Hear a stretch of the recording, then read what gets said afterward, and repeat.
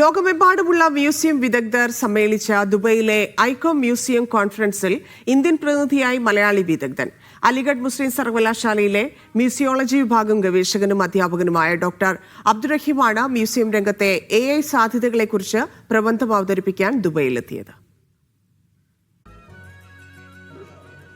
യുനെസ്കോയുടെ ആഭിമുഖ്യത്തിൽ 65 രാജ്യങ്ങളിൽ നിന്നുള്ള 5000-ഓളം മ്യൂസിയം വിദഗ്ധരെ പങ്കെടുപ്പിച്ചാണ് ദുബൈയിൽ ഐക്കോം കോൺഫറൻസ് സംഘടിപ്പിച്ചത്. അതിൽ ഇന്ത്യയെ പ്രതിനിധീകരിച്ചാണ് മലപ്പുറം കോട്ടക്കൽ സ്വദേശിയായ ഡോക്ടർ അബ്ദുറഹീം പ്രബന്ധം അവതരിപ്പിച്ചത്. മ്യൂസിയം രംഗത്തെ AI സാധ്യതകളെക്കുറിച്ചായിരുന്നു പ്രബന്ധം. മ്യൂസിയം മോഡേൺ ജനറേഷന് വേണ്ടിയിട്ട് നമ്മൾ മോഡിഫൈ ചെയ്യണം.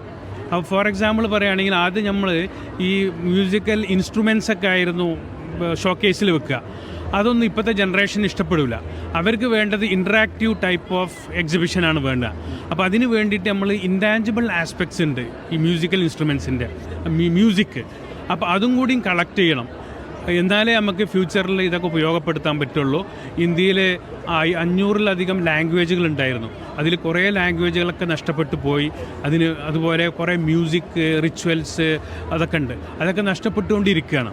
അപ്പോൾ അത് നഷ്ടപ്പെടുന്നതിന് മുന്നേ അതൊക്കെ തന്നെ സ്റ്റോർ ചെയ്യുകയും ഡിജിറ്റൈസ് ചെയ്ത് ഫ്യൂച്ചറിന് വേണ്ടി പ്രൊട്ടക്റ്റ് ചെയ്ത് വെക്കണം. അടുത്ത ദിവസം ദുബൈ ഫെസ്റ്റിവൽ സിറ്റിയിൽ AIയും തൊഴിൽ രംഗവും എന്ന വിഷയത്തിലും ഇദ്ദേഹം പ്രഭാഷണം നടത്തും. 92 million job all over the world പോകുമെന്ന് പറയുന്നുണ്ട്. പക്ഷേ 170 മില്യൺ പുതിയ ജോബ് ക്രിയേറ്റ് ചെയ്യുമെന്നും പറയപ്പെടുന്നുണ്ട്.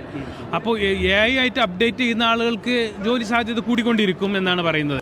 മ്യൂസിയോളജി മേഖലയിൽ നിരവധി ദേശീയ അംഗീകാരങ്ങൾ കരസ്ഥമാക്കിയ ഗവേഷകനാണ് ഡോക്ടർ അബ്ദുറഹീം. Media 1 Dubai.